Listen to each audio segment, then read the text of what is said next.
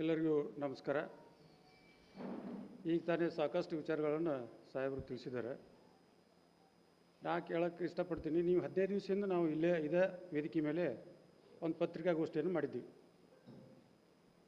16 ತಿಂಗಳಾಯ್ತು ಈ ಕಾಂಗ್ರೆಸ್ ಲೀಡರ್ಗಳು ಏನು ಪ್ರೆಸ್ ಮೀಟ್ ಮಾಡ್ಯಾರಲ್ಲ ಮೊನ್ನೆ, 16 ತಿಂಗಳಾಯ್ತು ನಿಮ್ಮ ಎಮ್ ಎಲ್ ಎ ಬಂದು.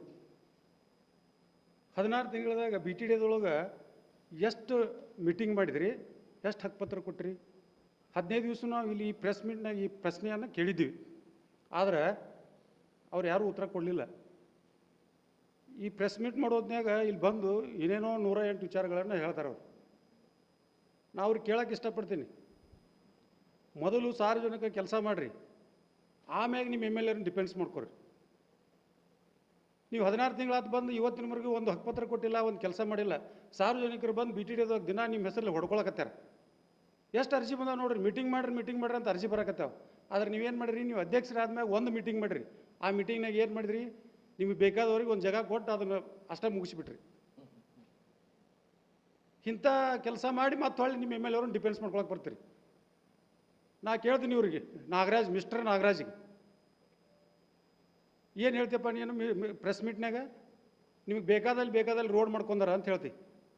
ದಡ್ಡನವ್ರ ಕ್ರಾಸಿಂದ ನಿಮ್ಮ ಮನೆ ಮಠ ರೋಡ್ ಮಾಡಿದ್ರಲ್ಲ, ಅದು ಯಾರ್ದು? ಸಾರ್ವಜನಿಕ ಅಲ್ವಾ? ಗ್ರಾಮೀಣ ಪೊಲೀಸ್ ಸ್ಟೇಷನ್ ಮುಂದೆ ರೋಡ್ ಮಾಡಿದ್ರೆ ಅದಕ್ಕೆ ಸಾರ್ವಜನಿಕ ಅಲ್ವಾ? ದಡ್ಡನವ್ರ ಕ್ರಾಸಿಂದ ಮಹಾರಾಜ ಗಾರ್ಡನ್ ಮಠ ಮಾಡಿದ್ರೆ ಡಬಲ್ ರೋಡ್, ಇನ್ನೂ ನಡೆದೈತೆ ಕೆಲಸ, ಅದು ಅಲ್ವಾ? ಸುಮ್ಮನೆ ಏನೋ ಒಂದು ನಿಮ್ಮ ಬ್ಯಾಳಿ ಬೇಯಿಸ್ಕೊಳಕ್ಕೆ ನೀವೇನಾರ ಮಾತಾಡಿ ನಾಟಕ ಮಾಡೋದು ಸರಿಯಲ್ಲ. ನಿಮಗೆ ನಾವು ಹಿಂದೆ 15 ದಿವಸನೂ ಎಚ್ಚರಿಕೆ ಕೊಟ್ಟಿವಿ, ಇವತ್ತು ಎಚ್ಚರಿಕೆ ಕೊಡ್ತೀವಿ. ನೀವು ಬಿ ಟಿ ಡಿದೊಳಗೆ ಸರಿಯಾಗಿ ಕೆಲಸ ಮಾಡಬೇಕು, ಸಾರ್ವಜನಿಕರ ಕೆಲಸಗಳನ್ನು ಆಗಬೇಕು.